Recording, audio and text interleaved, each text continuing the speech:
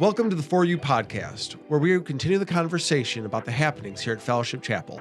We are a church strategically located in the heart of Macomb County, right on the border of Sterling Heights and Warren. So we are for Macomb, we are for the world, and we are for you.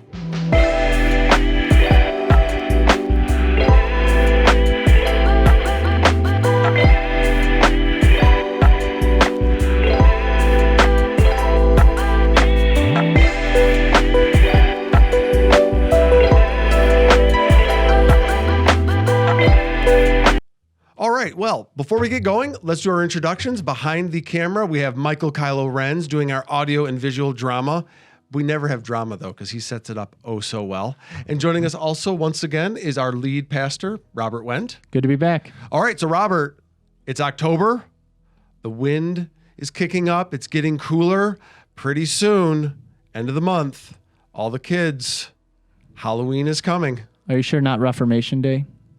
Well, it's Reformation Day and Halloween. And for those of you interested, it's also Larry Mullen Jr., the drummer of U2's birthday.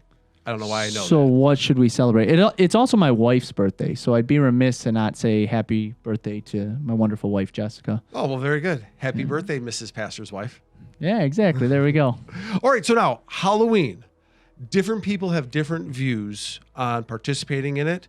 Growing up in the church, there'd always be trunk or treat or harvest activities. Tell us your background on what your thoughts are. Yeah, it's one of those things that I never really wrestled with until I was in a pastoral role. I kind of just went about it, just grew up and trick-or-treated, didn't think much of it, never really gave much weight, and then people started asking more questions about it. And that's when I started saying, oh, wait, maybe it's not just something I should just approach without any education behind or thought behind. And so, yeah, I'm excited that we get to explore it a little bit today. All right, very good. All right, so I guess before we really get into the Christian view on it, I guess we should probably give a little bit of the history on it. So we kind of, it's like in a debate. You define your terms, you lay it out so people really know what we're talking about. Yeah, you could do a Google search and find a whole lot of different things about Halloween. So I'm not going to pretend to be some history expert when it comes to the holiday of Halloween. But it was fun to go down that trail of discovering some things. A couple things. One, we have to admit that it's one of the biggest holidays in America right now. Yep. I remember growing up and it being like, oh, man, it seems like more and more people are celebrating Halloween than they were before. And as I got older, it seems like Halloween became more and more and more popular. And so today, did you know that over $6 billion is annually spent on Halloween? $6 billion is annually spent here in America on Halloween. Wow. Yeah, that makes it the second only to Christmas. And how close do you know where Christmas is at? I don't know. I should have looked that up. All right. But I do know that the fact is it has surpassed everything else. The other thing is I found this interesting. In 2021, they actually over $500 million was spent on costumes for pets. For pets. Just for pets. And that has doubled since 2010 or something along those lines. And so, yeah, more and more people are getting their furry housemates, companions, and costumes. Okay. And just a fun stat, a quarter of all candy is sold just for Halloween. Nice. I know. So there we go. We got some of the stats out there. Very good. That's fun. All right, so now I'll be the Google guy. So here we are. What I have here an article from Answers in Genesis from 2013, so 10 years ago. When did modern day Halloween get started? So we can go with the basic history here. In the early 1900s, the migrating Irish and Scots brought Halloween traditions to the United States. Over time, Halloween capitulated into mainstream culture. The holiday, though, has roots reaching much further back. On the Halloween origin, some researchers claim that the holiday can be traced back about 2,000 years to the Celts of Europe, who occupied parts of Ireland, the United Kingdom, and northern France. It was a pagan festival called Samhain, which is spelled S-A-M-H-A-I-N, so I've always called it Samhain, but they pronounce it Samhain, that celebrated more or less the honor of the dead and involved the offering of large sacrifices of crops and animals. Although no original accounts of this festival exist today from the ancient Celts, there is some reference to it in Roman records from when the Romans conquered Celtic lands around AD 43. Under Roman rule, the day of Samhain was influenced by Roman festivals of the time. The first was called Pomona, which was a type of harvest festival, and the next was Ferilia, the Roman Day of the Dead. Interesting, both Ferilia and Samhain or Samhain were festivals of the dead and celebrated at the end of October. What's interesting is if you actually go more into the research, you find that almost all different parts of culture celebrate this celebration of the dead. Yep. So you can see that. I mean, just think of even closer to home, maybe some more Latin American traditions. Mm-hmm. And then if you go to different parts of East Asia, you see this celebration is something that's typical of humanity. And I find this interesting because some scholars or people will argue that it actually goes all the way back to the Tower of Babel. Really? Yeah, and they'll say that this was something that they offered like sacrifices and things, and it dates back to when all of mankind was in one place at the same time before they were dispersed. And so then they took these traditions with them. There's no way to actually finger point it or say like, hey, this is where the evidence is, but that is a theory that circulates. Well, that would be interesting because we have all the worldwide like flood myth narratives that all seem to come from a common origin. I guess it would make sense that common holidays would travel and disperse but then change to fit their cultural narratives. Yeah, exactly. And so we can get more into the Celts. There's some that would actually say that people group specifically actually relates a lot to the Galatians. The Galatians, from Book of Galatians? Yeah, from the Bible, those okay. That people group. And I'm not going to expound as if I'm an expert on it, but that's just some of the research will show you that. Okay. But what's really interesting to me is when it is fast forward about 600 years from where you were talking about, a little less than that, to 609. And it was May 13th of 609 that Pope Boniface IV, that's a name, Boniface, but Pope Boniface IV, he actually created something called All Martyrs Day. Now, I'm going through this book right now called the new book on Christian martyrs. It's fascinating. And the one thing that I find interesting is that martyrs, they actually collected their remains after their martyr, and they often would, like parts of these people would be placed in churches in different places. Yeah, it's kind of interesting. I don't think the trustees would approve us to want to. We have no bodies buried around our church. I can tell you that. But the point is, not to go off. They had this All Martyrs Day to celebrate these people. If we don't edit that out, it will be amazing. Yeah, we have these. This day on May 13th that was designated to really honor all the people who had died for fighting for the faith. Okay. And so then you fast forward and Pope Gregory III comes along and he moves it from May 13th to November 1st. Okay. So what day, and he says, let's not just do All Martyrs, let's do All Saints Day. And so November 1st becomes All Saints Day. And later on in history, they try to even add to it. And so November 2nd becomes All Souls Day. Mm-hmm. It's kind of funny how you will study and see how they keep adding. But what comes before November 1st? What day? October 31st. So if it's All Saints Day, they call it All Hallows Eve. Oh. And so now you begin to get some of the tradition of Halloween being birthed. Okay. And a lot ties somewhat to the Catholic Church. Some of it ties to the Celtics. There's kind of a mix of all of it. But yeah, you begin to have this celebration of the dead. And part of it's the time of year. You have the fall. You come out of summer and everything starts to kind of die if you look at it from a seasonal standpoint and go into dormant of winter. And so you see that rhythm happening. And so some say that's the correlation of the date. And yeah. Very, very cool. All right. So now we also have here the modern views of Halloween in terms of things that get done and some of the concerns that we have. So we've got the basic origins of Halloween. Now, the question is raised then, how should Christians view Halloween? Because obviously there are some pagan ritualistic sacrifice elements involved. But on the flip side, it's a big cultural thing for our kids where it's become very much commercialized.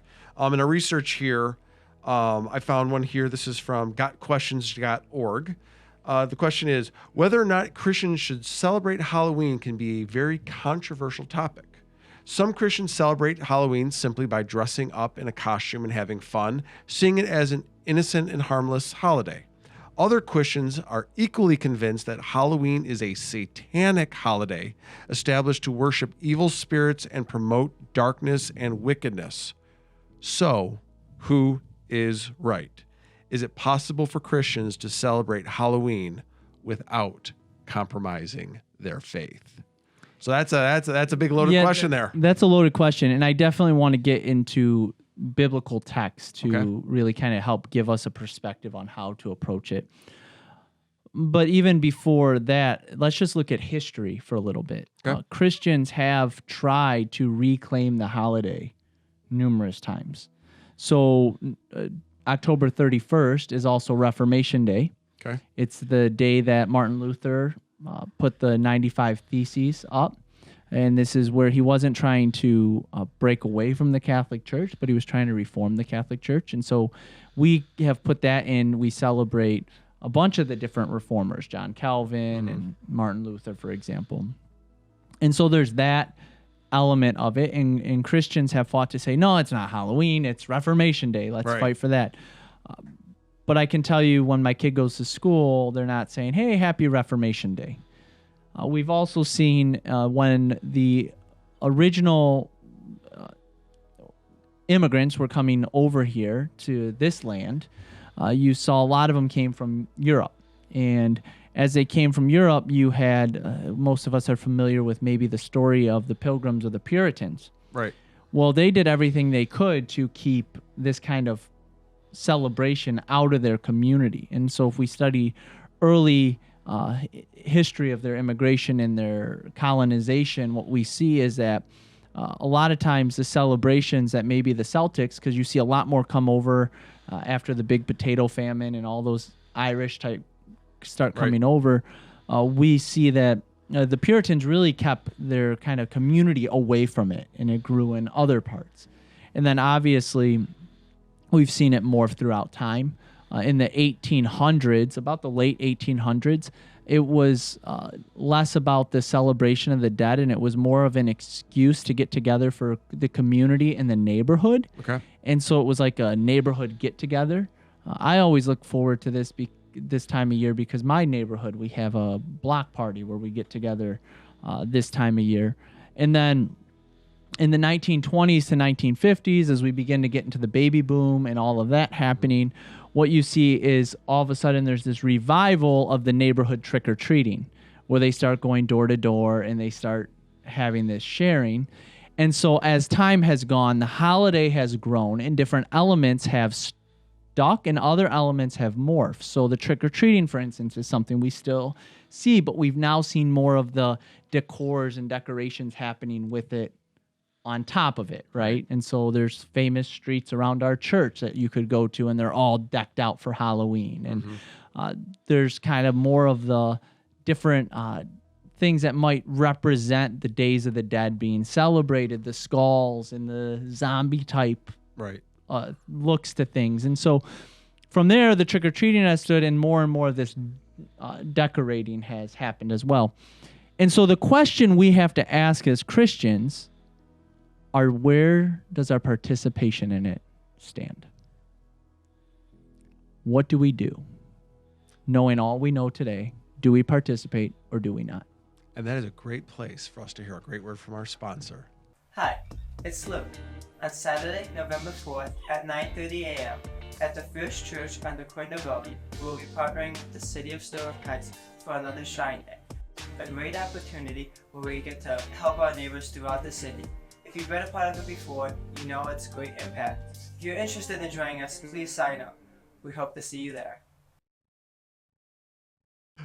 All right, so we're back. All right, so now, Robert, we've been going through the Bible Buddies this year. Right now, we are in the book of Luke. If we're on one cycle, others, I think, just hit Matthew.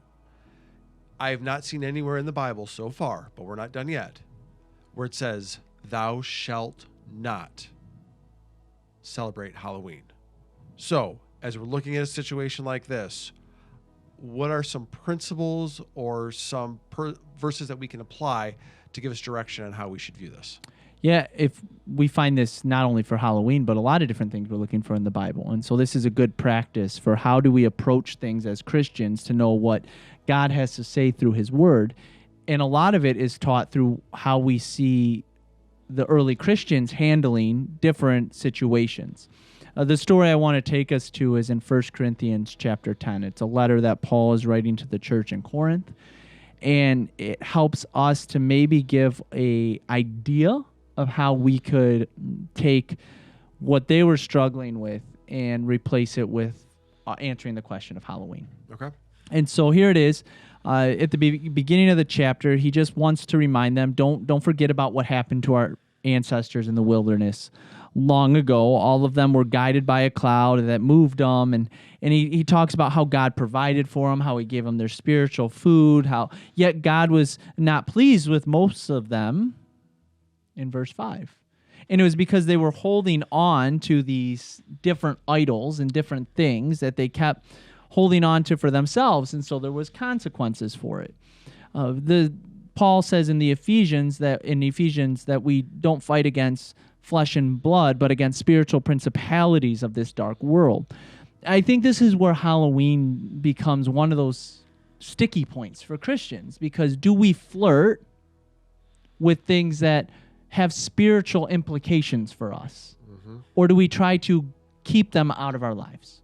That's really the question that we're at with Halloween. And this is what the early Christians were struggling with.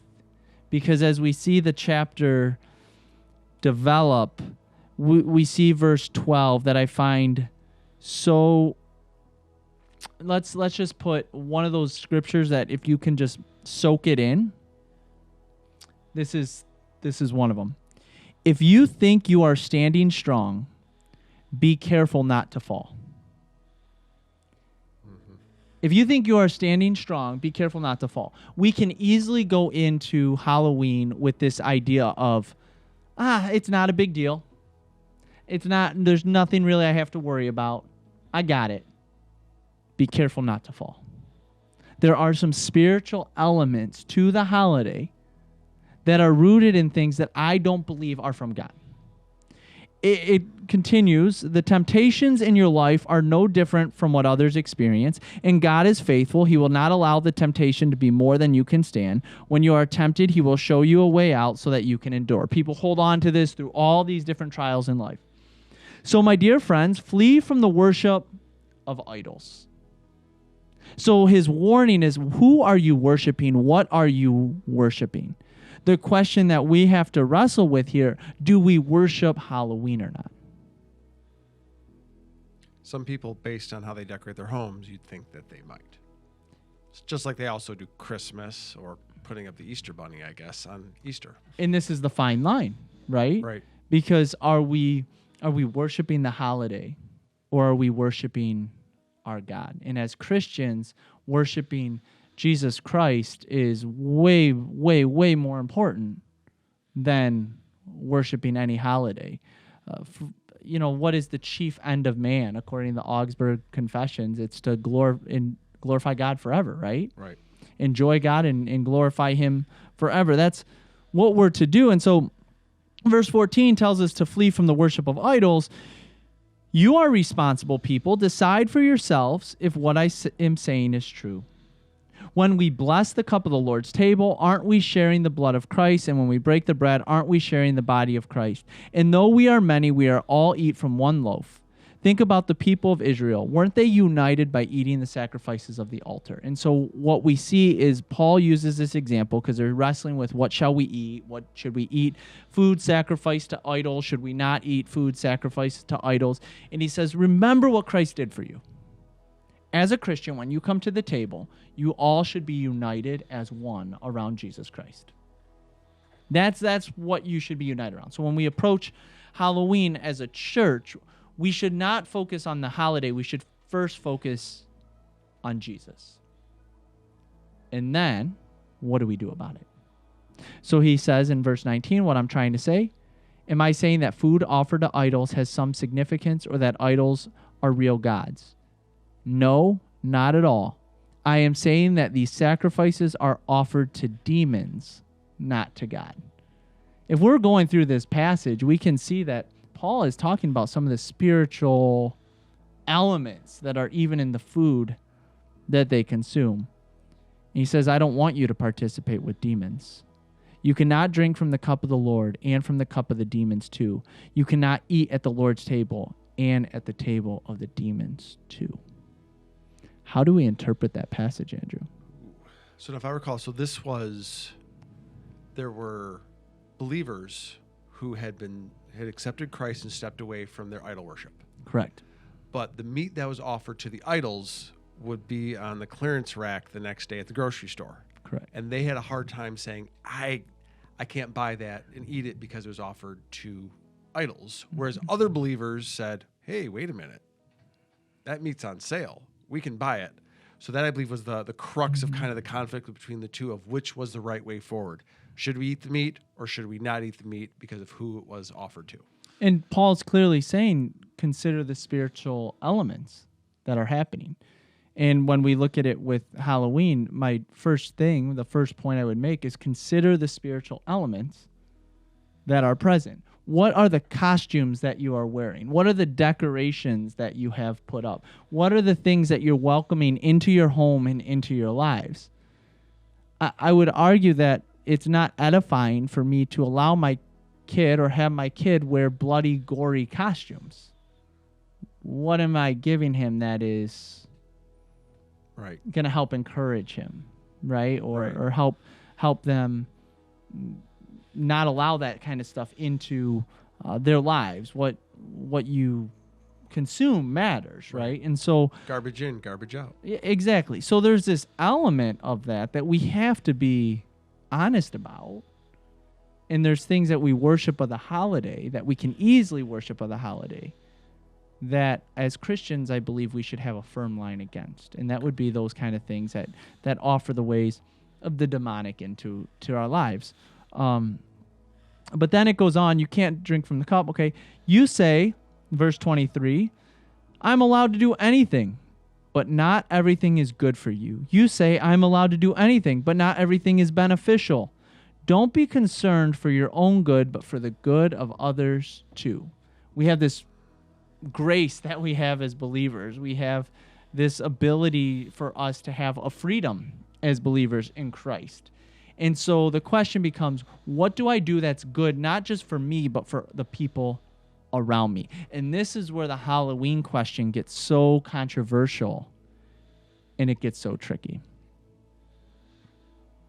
It says in verse 25, you may eat any meat that is sold in the marketplace without raising question of conscience, for the earth is the Lord's and everything in it. It's a direct quote of Psalm 24:1. The earth is the Lord's and everything in it. God is over all. He's above all. He has conquered all. And so we have to understand that God is bigger than anything, even demonic powers. Number one, right?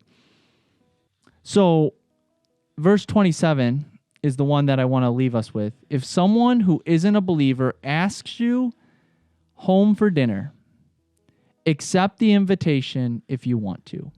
Eat whatever is offered to you without raising question of conscience.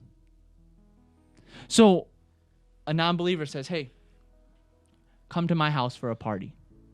What is Paul's answer? Go to the party. Go to the party. But.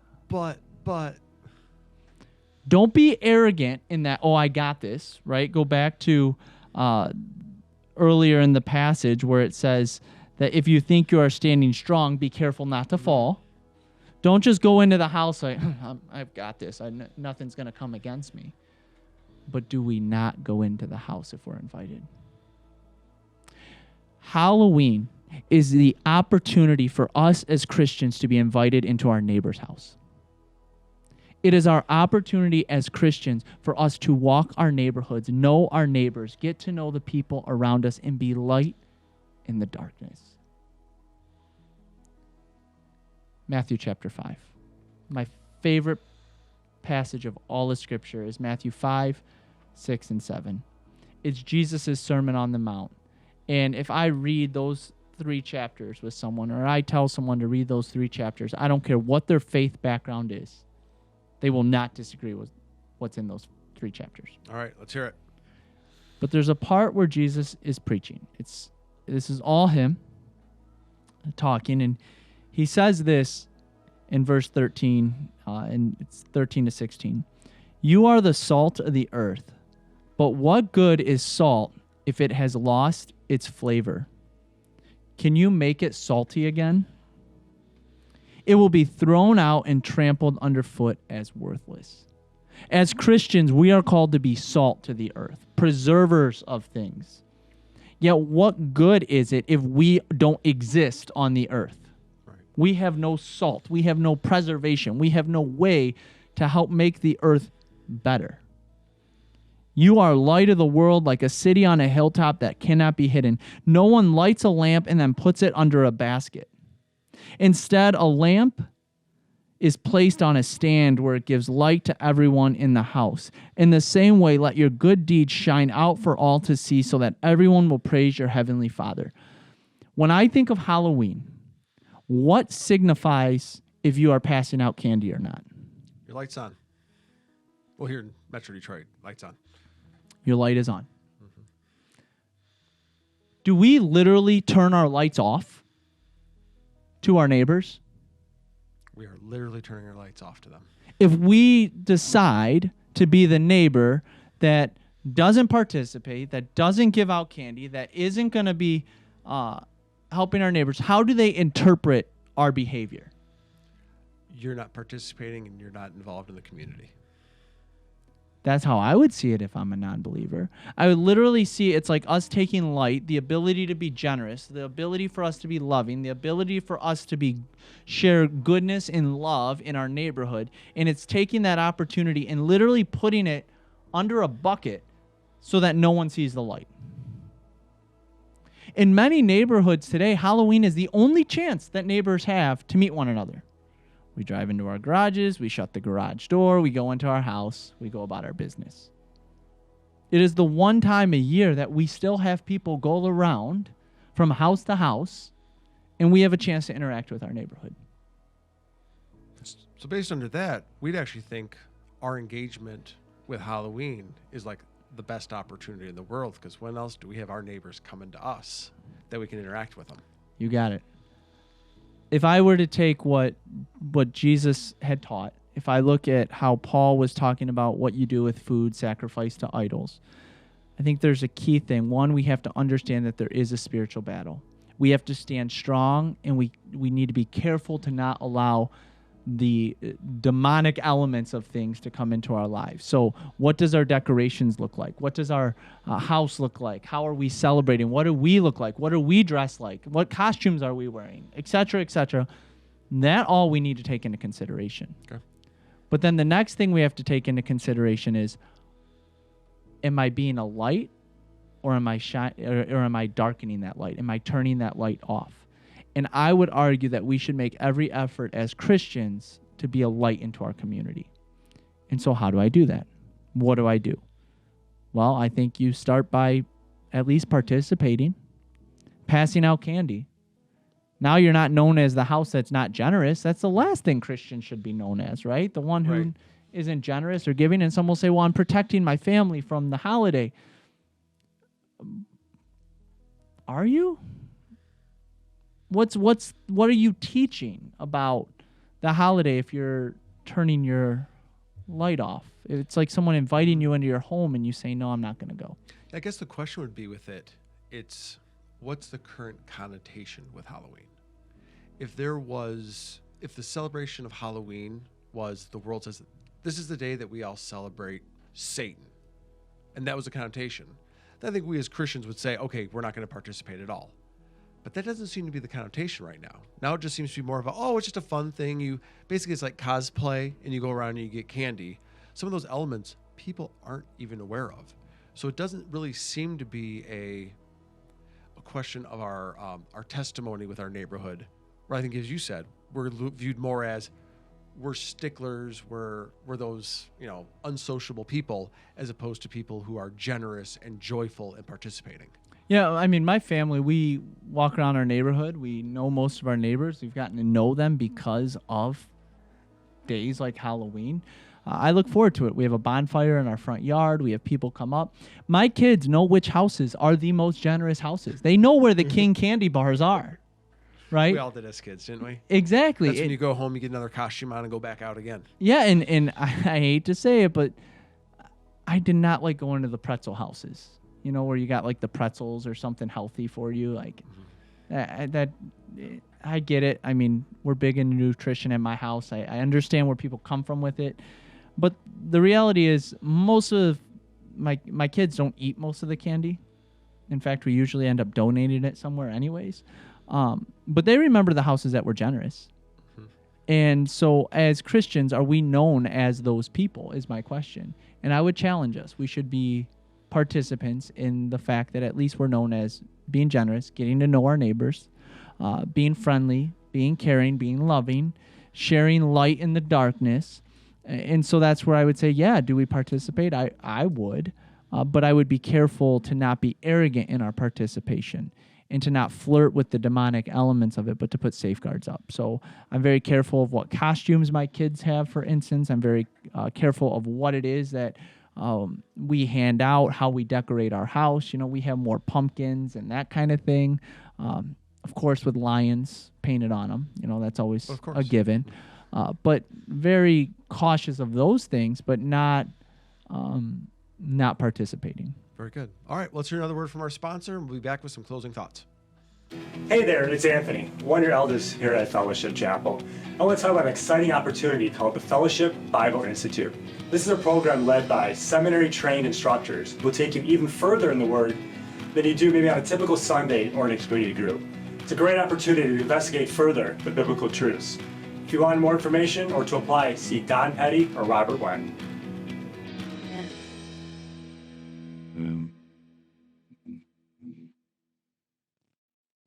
All right, we're back. All right, Robert, it's the fall. There's a lot of exciting things going on. Yeah. What are the things you're most excited about? I love the fall. We get to get into a bunch of different things, some new, some things that we have done before. What I'm really excited about, we had community groups launch recently. And so we even have groups starting to figure out leaders for the winter already for next time, and some of the groups that are going to be forming for that. So I just love when we do community groups and get people together to get to know one another and just grow deeper in God's Word. We have, for the first time ever, the Fellowship Bible Institute starting up. So I'm teaching the first class on spiritual formation. I'm really looking forward to that and diving in. We're seeing a lot of interest in that, so I'm excited for that happening. We got the youth programming going on, kids programming going on. I mean, there's something for people of all ages, and it's happening. It's awesome. Very good. All right, so now we would not be a For You podcast if we didn't talk about how excited we are that the Honolulu blue and silver clad Gladiators of the Gridiron are in first place and are doing really, really well. With a currently, as of this recording, a 2-game lead. Very good. Could be a 3-game lead by the time we publish this. Very good. So now here's the question I have for you. This is what everybody wants to know. Will the offensive coordinator of the Lions, will he be with the Lions next year, or will he be a head coach somewhere else? Great teams have great coaches that are sought after by other teams. So what we're not used to is when our team has great coaches that are sought after by other teams. To me, it's a great problem to have if he is going somewhere else. Fair.